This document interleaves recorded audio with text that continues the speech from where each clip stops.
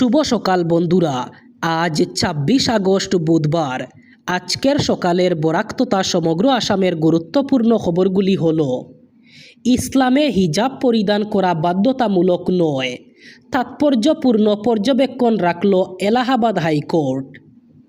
এক মুসলিম পড়ুয়ার আবেদন খারিজ করে এই রায় দিয়েছে হাইকোর্ট।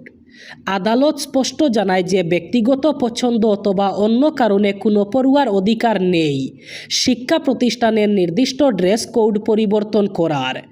প্রয়াগরাজের একটি প্রাইভেট স্কুলের এক নাবালিকা পড়ুয়া এলাহাবাদ হাইকোর্টের দ্বারস্থ হয়েছিল।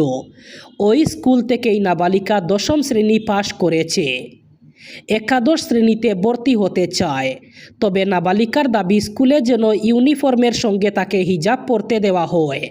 তার মায়ের মাধ্যমেই হাইকোর্টে আর্জি জানায় সে। পিটিশনে দাবি করা হয়েছিল যে হিজাব ইসলামিক ধর্মাচরণের গুরুত্বপূর্ণ অংশ। ষষ্ঠ শ্রেণী থেকেই সে স্কুলে হিজাব পরে যায়, কিন্তু এখন তাকে হিজাব পরার অনুমতি দেওয়া হচ্ছে না।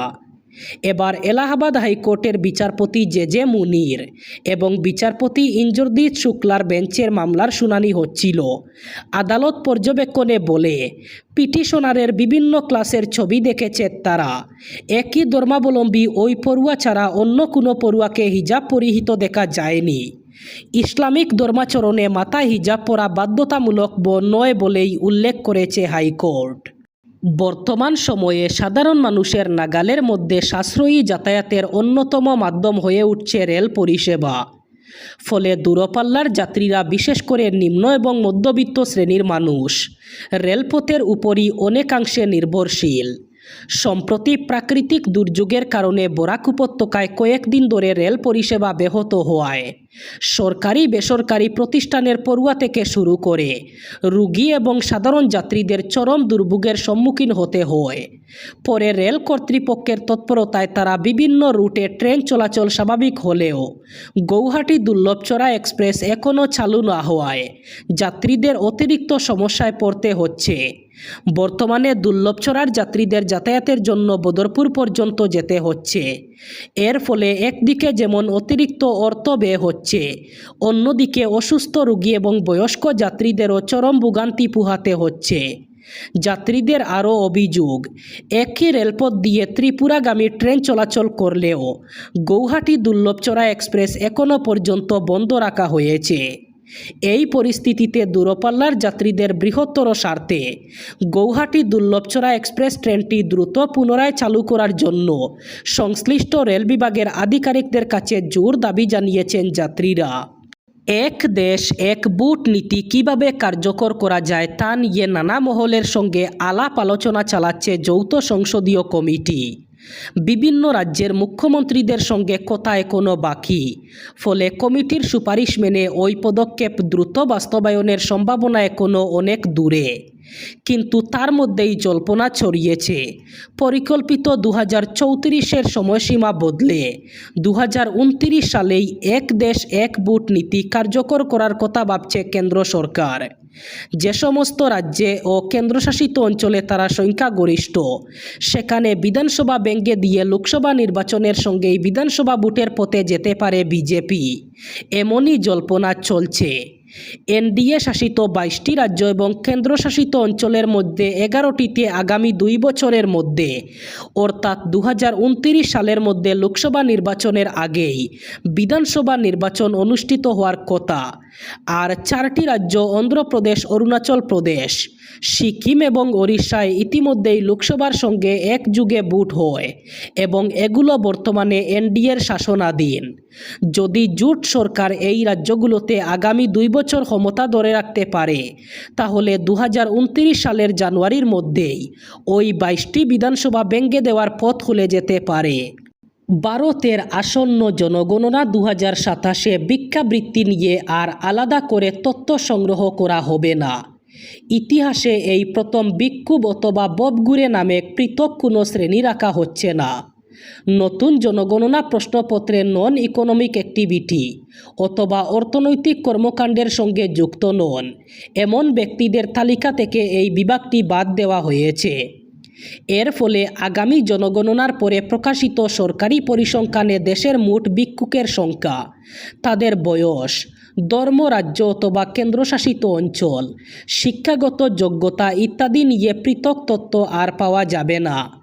এই ধরনের ব্যক্তিদের আদার্স অথবা অন্যান্য শ্রেণীর মধ্যে অন্তর্ভুক্ত করা হবে বলে জানা গেছে। কেন্দ্রীয় সূত্রে খবর, আগের গণনাগুলিতে এই শ্রেণীতে যে সংখ্যা পাওয়া গিয়েছিল তা বাস্তব পরিস্থিতির নির্ভরযোগ্য প্রতিফলন বলে মনে করা হয়নি। সেন্সাস 2011-এ পাওয়া মাত্র 3.5 লক্ষ প্রান্তিক কর্মচারী অথবা নির্দিষ্ট কোনো পেশা নেই এমন কিছুই না করেন এমন মানুষরা নিজেদের ভিক্ষুক ও ববগুড়ে হিসাবে উল্লেখ করেছিলেন। এর আগে 2001 সালে জনগণনায় ভারতে প্রায় 6.5 লক্ষ আর 1991 সালে প্রায় 5.5 লক্ষ মানুষ এই শ্রেণীতে ছিলেন। মেঘালয় এবং অসমের মধ্যে গত 19 আগস্টের অশান্তি এবং হিংসার ঘটনার পরে ধাক্কা খাচ্ছে মেঘালয়ের পর্যটন। হোটেল ও হোমস্টের সূত্রে পাওয়া তথ্য অনুযায়ী শিলং এবং চেরাপুঞ্জির 80 থেকে 90% বুকিং বাতিল করছেন পর্যটকরা। 19 আগস্ট শিলংয়ে খাসি স্টুডেন্টস ইউনিয়নের একটি মিছিলে হিংসা এবং ভাঙচুরের ঘটনা ঘটে।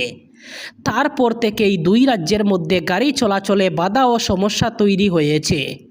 মেঘালয়ের ট্যুর অপারেটর সংস্থার president, North East India tourism confederation এবং Shillong hotels Indian association of tours অপারেটরের মেঘালয়ের দায়িত্বপ্রাপ্ত বি ব্লা বলেন, গত কয়েক বছর ধরে মেঘালয়ে ভ্রমণ সম্পর্কে পর্যটকদের মনে যে আস্থা তৈরি হয়েছে তা এবার নষ্ট হয়ে যাচ্ছে।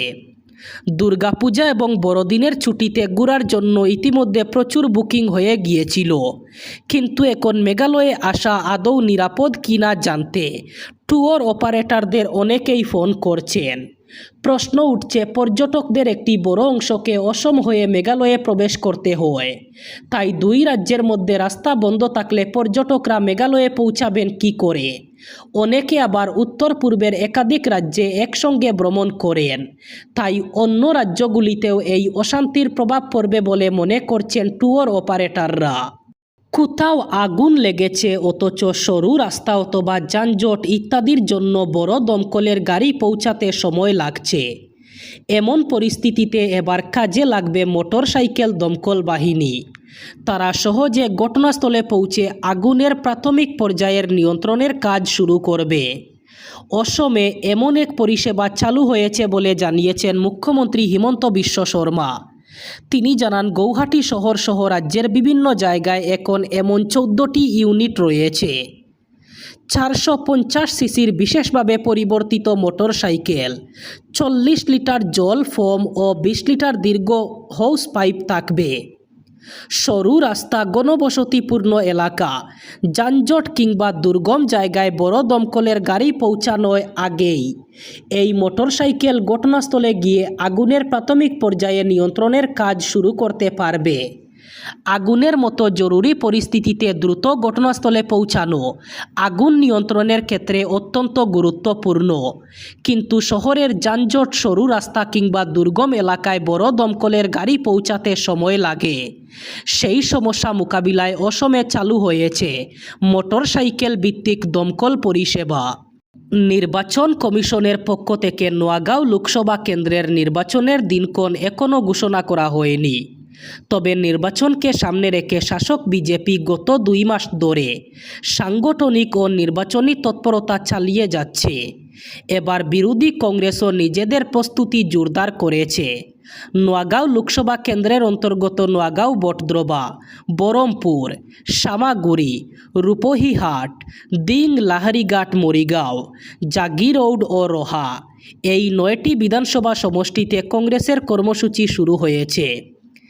এরই অংশ হিসাবে নোয়াগাঁও শহরের হৈবরগাঁও এলাকায় বিজেপির শক্ত ঘাঁটি হিসাবে পরিচিত শান্তিপুর 2 নম্বর ওয়ার্ডে কংগ্রেসের এক কর্মী সভাও অনুষ্ঠিত হয়। এবার বরাক উপত্যকার 3 জেলার আজকের আবহাওয়ার খবর।